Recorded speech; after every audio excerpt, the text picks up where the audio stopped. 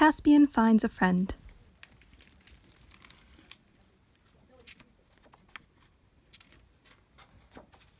Caspian lives in a lighthouse, surrounded by a cold gray-blue sea. Every day he watches the waves, wondering, waiting, wishing for a friend.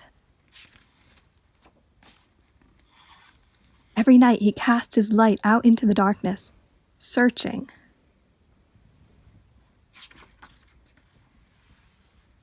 But no one arrives, just the sea and the skies, and so he waits. Until one day he has a new thought. He hurries home to find paper and pencil. On his table sits a bottle with flowers. He empties it, rolls up his paper, and slips it inside. Then down to the wide open sea he runs and throws the bottle in. He watches it float away, farther and farther, smaller and smaller. Days sink into weeks, weeks into months. He waits and waits, his hopes bobbing like a bottle on waves. Early one morning, Caspian notices a glistening nestled in the rocks. He slowly uncorks the bottle and pulls out a piece of paper. Only one word is written. He races to his little rowboat and pushes out to sea. Day fades into night, and still he keeps rowing.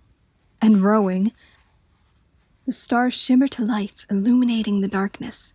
Caspian lies down in his boat and looks up, watching, wondering, wishing, and slowly falls asleep, his dreams drifting on a gentle sea.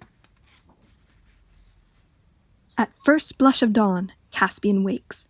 In the distance he sees something floating towards him. Closer. And closer. Bigger and bigger.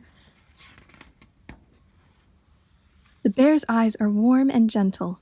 He slowly lifts up a piece of paper. Will you be my friend? Caspian holds up his. Yes!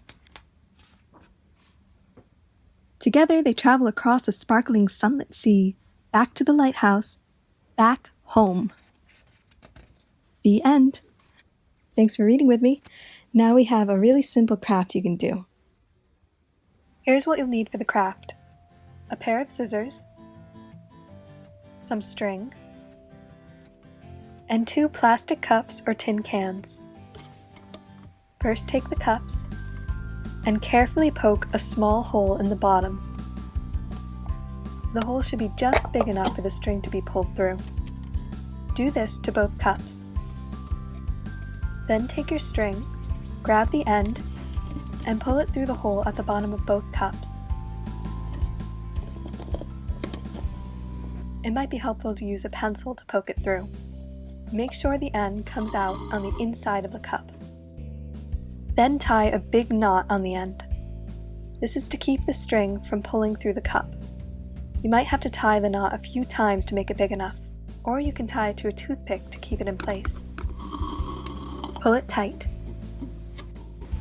Then do the same to the other cup.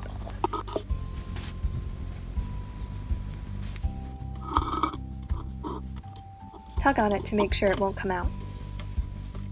Alright, that's the craft completed. Now I'll show you how it works. This is a cup telephone.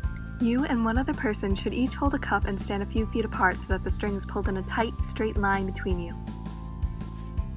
One person talks into their cup, and the other person holds theirs to their ear and listens. They will hear the other person's voice coming out of the cup as if they are closer to them. Here's how it works. Sound is made up of vibrations or sound waves, which our ears pick up. Then our brains understand the vibrations as sounds. When you talk into one end of the cup phone, the sound waves hit the inside of your cup, vibrate down the string, and come out on the other end, so the person holding their cup to their ear can hear your voice. I hope you have fun with this craft, and I hope you had fun at Storytime. See you next week. Bye!